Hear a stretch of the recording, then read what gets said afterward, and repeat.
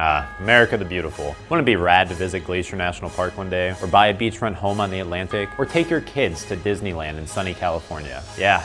Too bad though, because Glacier National Park is melting. Every year we're seeing more and more devastating hurricanes, and California's wildfires are increasing at an alarming rate. This is all thanks to, climate change. That hot topic issue that has turned into the classic story of he said, she said, with our current administration saying it's not real, and every scientist and other political leader in the world saying it is. The United Nations Intergovernmental Panel on Climate Change recently reported that governments around the world must take rapid, far-reaching, and unprecedented changes in all aspects of society to avoid disastrous levels of global warming. Global warming is the literal warming of the globe. Since the Industrial Revolution, our carbon emissions have increased to the point where the overall temperature of our planet has actually gotten hotter. By 2030, the temperature will have increased by 1.5 degrees Celsius. That's 34.7 degrees Fahrenheit. Once this happens, the effects on our planet is going to be so devastating, we won't be able to go back. The result is extreme drought, wildfires, floods, a rise in our sea levels, and food shortages for hundreds of millions of people. Sounds like a crazy end of the world Michael Bay film, right? Except this is real life and avoidable. The recent report is the result of 3 years of research started thanks to the 2015 Climate Agreement, an agreement signed by nearly every developed nation pledging to work together and make real strides towards reversing global warming. Cool, we're saved, right? Our governments are doing something. Well, no. Our administration pulled out of the Paris Accord as soon as Donald Trump came in office, claiming it was unfair. So are we doing anything to make a difference? We sure are. We're bringing back coal. We're loosening the reins on methane restrictions, rolling back fuel efficiency standards, and saying yes to anything that oil companies want to do.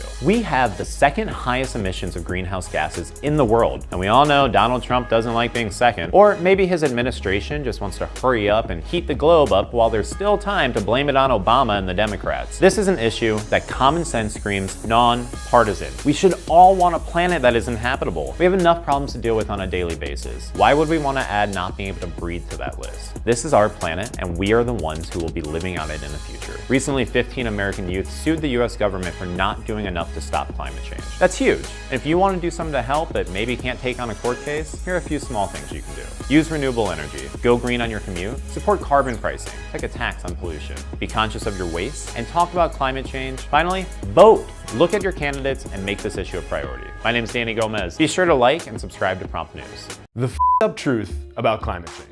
Climate change, does it exist? Yes. But Republicans are asking, does it really exist? The answer, still, is yes. But that doesn't seem to matter. I'm Pablo, and we're calling BS on climate change deniers.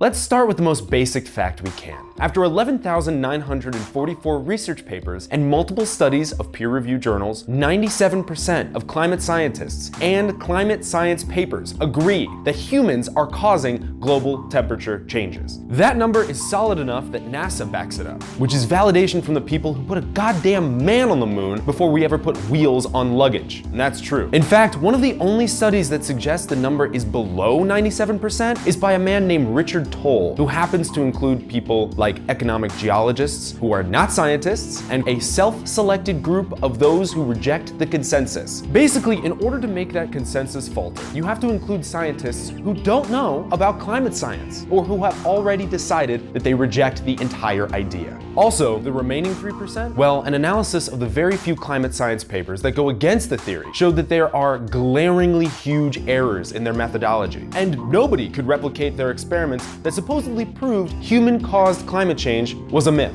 Most of them just cherry-picked data that fit their conclusion. And everyone who looked at the actual data was like, you can't do that, you idiots. And yet, because rejecting climate change means that companies don't have to alter their horrific pollution or adhere to stricter standards, there's a lot of corporate money trying to convince you that those 3% are fearless mavericks, standing in the way of a huge fake news conspiracy. Our president is one of those corporate f***s. After all, the US is now the only country in the entire goddamn world to reject the Paris Climate Deal. The most prominent organization working to discredit climate change is the Heartland Institute, whose efforts include visiting schools to explain why climate change is controversial and uncertain. Their support comes largely from major oil and tobacco magnates, such as the Koch Industries, ExxonMobil, and Philip Morris. Suspiciously, the Heartland Institute now keeps its donors' identities private. Also, the Institute uses those million-dollar donations to pay off a larger network of supposedly unrelated experts and bloggers who deny climate change. Another crazy coincidence that seemingly the only people to oppose climate science are people literally being paid millions of dollars by companies that would save billions from ignoring climate change. And because this is America, and these wealthy businessmen have more power over the media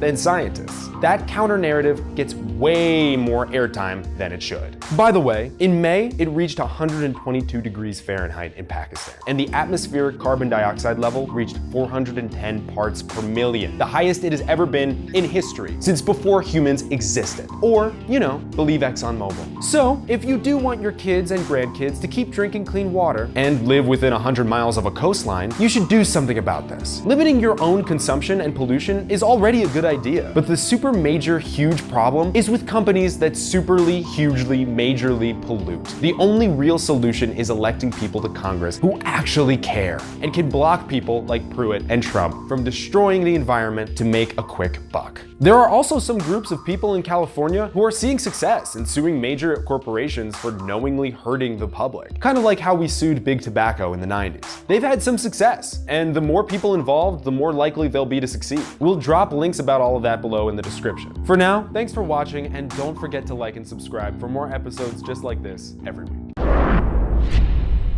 Let's check out what's happening with the US economy. Each quarter, the Bureau of Economic Analysis releases reports related to America's economic growth. Well, the numbers just came out for the last quarter, reporting that the US economy grew by 4.1% during the second quarter of 2018. It's great news, right? Well, maybe not. Let's take a closer look at what actually went down during the second quarter this year, starting with that new Republican tax bill. In the short run, the new tax bill is putting more money in Americans' pockets, giving consumers more money to spend, increasing our GDP for now. However, over the next 10 years, that increase in your pocket is going to steadily decrease until it does the reverse and becomes an increase in the government's pocket. Next, we have Trump's trade war. As a result of the Trump administration's increase on tariffs, China and other countries hurried to stockpile American goods before the tariffs went into place on July 6th. This stockpiling was a huge contributing factor to that 4.1% growth. Soybean exports alone grew up by 50% last May, and that was just one of the many exports from the US that were stockpiled in other countries. Considering China is the largest importer of American soybeans, and they are now much more expensive for China to import, this means there's going to be a huge decrease in sales of American soybeans. How does this affect American farmers? Well, it takes money out of their pockets. And to make up for that and keep votes, Trump has committed $12 billion to American farmers. Kind of like a bailout to make up for the decrease in sales. Now, how does this affect you? Well, where do you think that $12 billion comes from? Taxes. Your pockets. Rather than exporting goods to other countries and having them pay American farmers a competitive amount for their goods, the US government is just going to pay American farmers $12 billion to make up for what they're not making. What?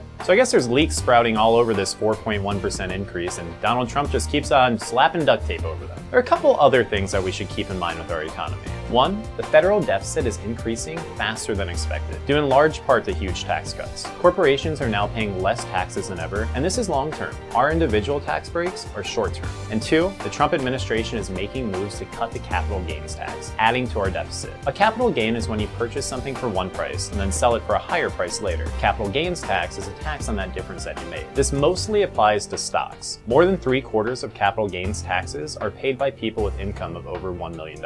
Just another attempt to make the already wealthy even wealthier. So, before you read the headlines and think, maybe Donald isn't doing such a bad job, think of the American economy in the long run, not just this past quarter. The next BA report is going to be coming out on October 26th, just in time for the midterm elections. Pay attention to news reports and international relations over the next couple months, and keep in mind that fool's gold doesn't last long. Thanks for tuning in, and be sure to like and subscribe to Cropped Media.